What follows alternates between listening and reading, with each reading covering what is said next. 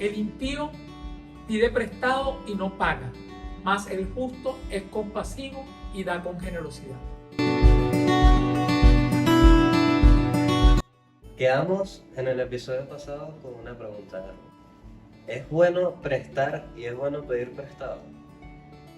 Fíjate que es bien particular porque vamos a unir esto un poco con el podcast anterior. Quienes no lo han visto pueden ver el podcast anterior. Es interesante porque ciertamente si Dios no nos quiere esclavos, y fíjate cómo el pueblo de Israel se hizo esclavo directamente por endeudarse, por deber.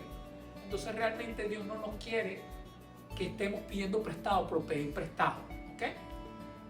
Hay que estar claro, hay necesidades, hay problemas, hay circunstancias en donde, bueno, Dios conoce el corazón de cada quien y cada circunstancia que pueden llevar a eso. ¿Okay? Entonces, en principio, Dios no nos quiere esclavos. Y de hecho, la palabra de Dios, más de una oportunidad, dice, pues, evitar endeudarse, evitar tener deudas. De hecho, Aquí está difícil, ¿viste? Me voy a quedar endeudado en una de estas oportunidades. bueno, pero es que ciertamente, Diego, ¿sabes que aquí hay un dicho? Aquí en Venezuela siempre dicen, bueno, pedir prestado hasta el final, hasta las estrellas. Ciertamente, nos hemos acostumbrado a eso, pero ciertamente al final Dios no nos quiere con deudas, no solo económicas, sino no nos quiere con deudas. De hecho, bueno, la palabra Jesús plantea de que si vas a llevar una ofrenda, primero ve y paga la deuda que tengas antes de ofrecerle a una ofrenda al Señor. Se nos pide como esa sinceridad con nosotros mismos y él nos pide eso, él es exacto, generoso, y cuando prestamos, el prestar sin pedir nada a cambio. Sí, ciertamente ese es el otro punto, que a pesar de que él dice no nos promueve endeudarnos, pero sí nos promueve que seamos generosos.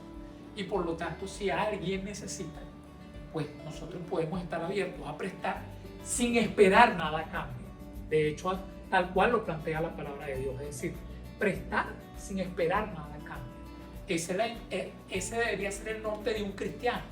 Por eso es que es tan importante hablar de la economía del cristiano, porque esa economía también nos conduce a la santidad. Le da un propósito.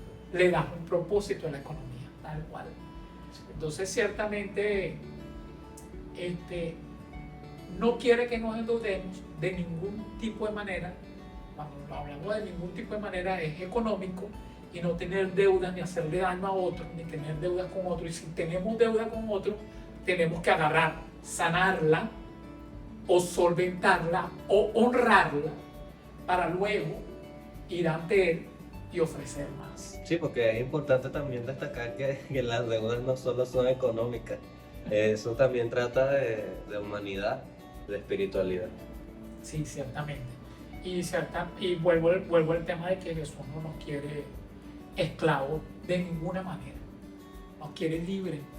Y de hecho, los dos mandamientos, ¿cuáles son los dos mandamientos más importantes, Diego? Bueno, amar a Dios sobre todas las cosas. Y el segundo, amar al prójimo como a ti mismo.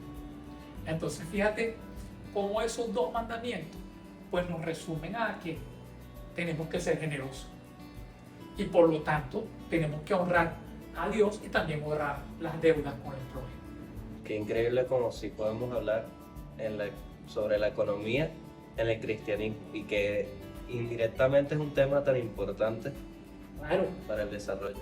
pero fíjate que también Jesús nos plantea algo, que es que cuidado, que no le agarremos, como hablamos en el primer podcast, amor al dinero como si fuera un Dios. Y ahí tenemos que tener cuidado. De hecho, hay un caso, hay una lectura particular en donde él habla de que un hombre quería acumular mucha riqueza y le envió la muerte. Y entonces no tenía nada que disfrutar, porque al final somos administradores, no somos los dueños. La humildad. saber que no somos los dueños. Es así, saber que no somos los dueños sino los administradores. Yo creo que ha sido un gran tema de esto de la economía. Seguiremos tocando varios, ¿no? Sí, ciertamente, entonces se puede hablar de economía siendo cristiano. Sí.